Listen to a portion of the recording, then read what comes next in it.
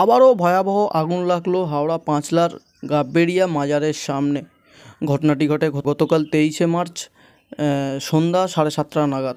ঘটনাস্থলে এসে উপস্থিত হন উলুবেড়িয়া দুটি দমকল ইঞ্জিন এবং দমকল ইঞ্জিন আসার পর যথেষ্ট আগুন নিয়ন্ত্রণে এসছে এবং প্রথম দিকে একবারে দাউ দাউ করে জ্বলছিল। এখানে বিস্তারিত জানতে দেখতে থাকুন পাঁচলা টিভি। এবং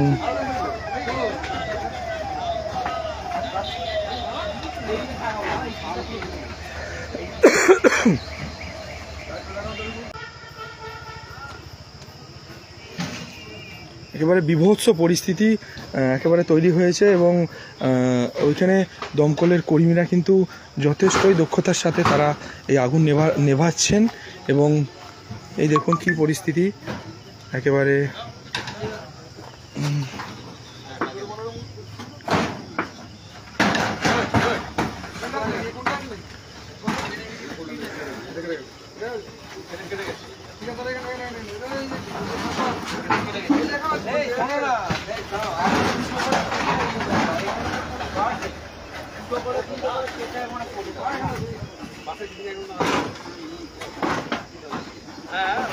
একেবারে দাও দাও অবস্থা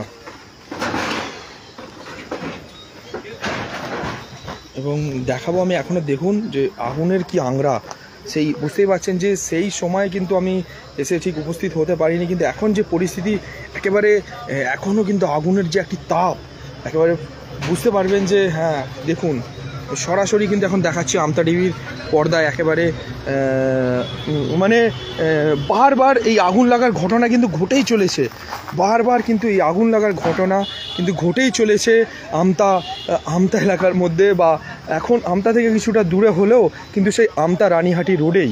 এবং একেবারে গাববেড়িয়ার যে ঝাউতলা আছে একেবারে বাঁশতলার আগের স্টপেজই কিন্তু সেখানে একটি বড় একটি মানে করাত কলে কিন্তু আগুন লেগেছে এবং সঙ্গেই কিন্তু মানে কয়েক মিনিটের মধ্যেই কিন্তু দমকলের দুটি ইঞ্জিনের গাড়ি আসে উলুবেড়িয়া ফায়ার ব্রিগেড থেকে এবং আগুন যথেষ্টই নিয়ন্ত্রণ করেছেন তারা। এবং সেই ভিডিও এখন আমি দেখাচ্ছি এবং আমি আপনাদের দেখাবো যে এই দেখুন একেবারে জলের পাইপ থেকে নিয়ে এবং এই দেখুন সমস্ত টিন কিন্তু এই সমস্ত জিনিস কিন্তু একেবারে পুড়ে গেছে এবং এই করাতকলের যে এগুলো ব্লেডগুলো সেগুলো দেখুন একবারে দুমড়ে মুচড়ে একেবারে এই যেই ব্লেডগুলো যেগুলো একেবারে বড় বড় গাছ থেকে কাঠ কাটতো তারা এখন পুরো একেবারে দুমড়ে মুচড়ে গেছে।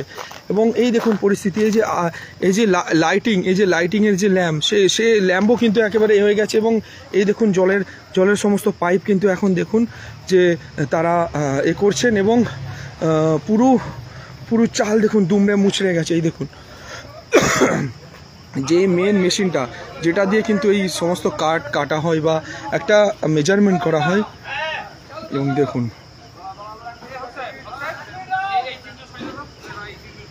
এবং দেখুন আগুনের কি তাপ। এবং আপনাদের দেখো যে দমকলের দুটি গাড়ি কিন্তু ঘটনাস্থলে আসে,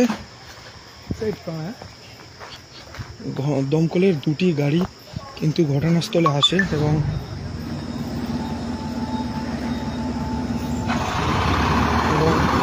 দেখতে পাচ্ছেন যে দুটি গাড়ি কিন্তু দমকলের ঘটনাস্থলে আসে এবং তারা আবারও জল থেকে তারা আবারও জল ছাড়ছে এবং এই কাল থেকে তারা জল নিচ্ছেন